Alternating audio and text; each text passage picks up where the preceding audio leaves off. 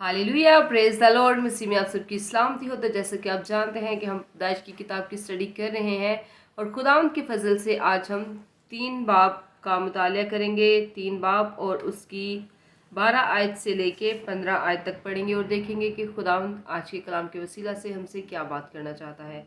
तो खुदावंद के कलाम में यूँ लिखा है, आदम ने कहा कि जिस औरत को तूने मेरे साथ किया है उसने मुझे उस दरख्त का फल दिया और मैंने खाया।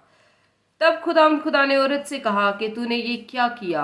औरत ने कहा कि सांप ने मुझको बहकाया तो मैंने खाया।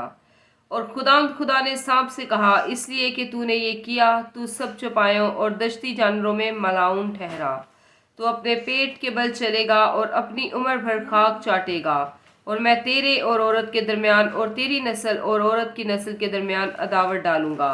वो तेरे सर को कुचलेगा और तू उसकी एड़ी पर काटेगा। खुदा का पाक कलाम पढ़े जाने और